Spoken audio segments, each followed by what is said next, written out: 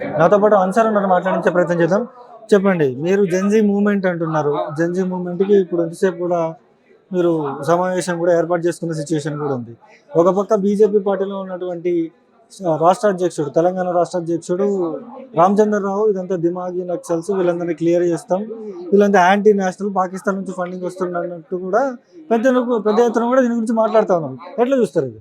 ఖచ్చితంగా మేము దీన్ని ఖండిస్తామండి. ఎవరో ఎక్కడెవడో ఏసీ రూమ్ లో కూర్చొని దిమాగి నక్సల్ అంటే మేము పడాలా? మేము ఊరూరా తిరిగి స్కూళ్ళల్లోకి వెళ్ళి టాయిలెట్లు బాగున్నాయా, బెంచ్లు బాగున్నాయా, విద్యార్థులు రోజు స్కూల్కి వస్తున్నారా, అసలు ఉపాధ్యాయులు స్కూల్కి వస్తున్నారా, హెచ్ఎంయూ స్కూల్కి వస్తున్నారా, ఎంఈఓ వాళ్ళు ఆడిట్ చేస్తున్నారా, డిఈఓ ఆడిట్ చేస్తున్నారా అని ప్రతి విషయం మీద మనం మాట్లాడుతూ ఉంటే వీడెవడో వచ్చి దిమాగి నక్సల్ అంటే మనం ఊరుకుంటాము. ఆబ్వియస్గా ప్రశ్నించే వాళ్ళందరూ దిమాగి నక్సల్ అంటే మనం యాక్సెప్ట్ చేస్తాము. ప్రశ్నించడం తప్పు కాదు కదా, ఈ రాజ్యాంగం ఇచ్చిన హక్కు ప్రశ్నించడం. దాన్ని ఎవరో ఆయన రామచంద్రరావు అయినా కానీ, రావు చంద్రరావు అయినా కానీ, రెడ్డి చంద్రరావు అయినా కానీ మేము చెప్తున్నాం, ఈ సభాముఖంగా ఉస్మానియా యూనివర్సిటీ విద్యార్థిగా చెప్తున్నాం, ఖబర్దార్, ఈ దేశంలో ఉన్న విద్యార్థులు ఎప్పటిలా లేరు. జెన్జీ ముందుకొచ్చింది. మీరు ఎలాంటి అంశాలు తీసుకొచ్చినా మీ జీవితాన్ని తగలబెట్టడానికి మా జెన్జీ ముందుగానే ఉంటుంది. ఖచ్చితంగా విద్యార్థుల కోసం ఉంటుంది, రైతుల కోసం ఉంటుంది. ఆత్మహత్యలు చేసుకున్న ప్రతి అంశాలు ప్రతి విద్యార్థి వెనకాల ఉంటుంది. దాని గురించి మేము ముందుగానే ఉంటాము. మీరు ఎలాంటి నినాదాలు తీసుకొచ్చినా, ఎలాంటి బ్రాండ్లు పెట్టినా మేము యాక్సెప్ట్ చేస్తాం. ఎందుకంటే మాకు ఈ రాజ్యాంగం ఇచ్చిన హక్కులతోనే మేము ముందుకెళ్తున్నాం. మీకులాగా ఉన్న సంపదని మేము దోచుకుంటూ ఏసీ రూముల్లో ఉంటూ కార్లలో తిరుగుతూ నినాదాలు చేస్తూ రెడ్ కిల్లా అంటే లాల్ కిల్లా దగ్గర వెళ్ళి అంతమంది కోట్ల మంది చూసే లైవ్ స్ట్రీమ్లో దేశ అభివృద్ధి గురించి మాట్లాడుకుందా, దేశంలో ఎవరో ఉన్నారు వాళ్ళ గురించి మనం వ్యతిరేకించాలన్నట్టుగా మాట్లాడతారు ప్రధాని మోడీ గారు. ఇది ఖచ్చితంగా మేము యాక్సెప్ట్ చేయమండి. ఆయన ఎవరో అన్నారు కదా, మేము యాక్సెప్ట్ చేయం.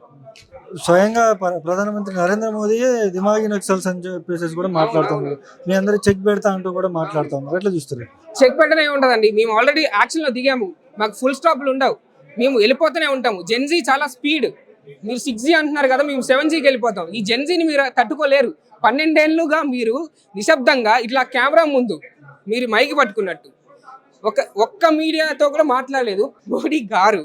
అలాంటి ఆయన ఒక 2 నెలల వ్యవధిలో మా జెన్జీ పవర్ ఏంటో చూపించాము. ఈ ఢిల్లీలో మీ ఎర్రకోట పక్కన, మీ పార్లమెంట్ పక్కన, మీ పిఎం హౌస్ పక్కన మేము వచ్చి నినాదాలు చేశాము. మీ టీట్ అంతా తీసాము అని మేము భావించాము. దానికి రిజల్ట్ కానీ మనకి ఏమొచ్చింది?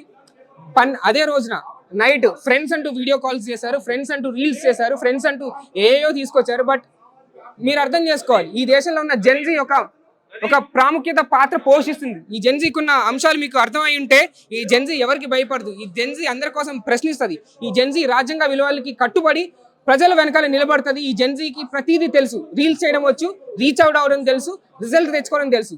అదే చెప్పాలనుకున్నాం. ఈ ప్రెసిడెంట్ అయినా కానీ, ప్రైమ్ మినిస్టర్ అయినా కానీ ఈసారి నెత్తిలో బుర్ర పెట్టుకొని మాట్లాడండి, లేదంటే మీ బుర్రలు పగలు కొడతామని చెప్తున్నాం.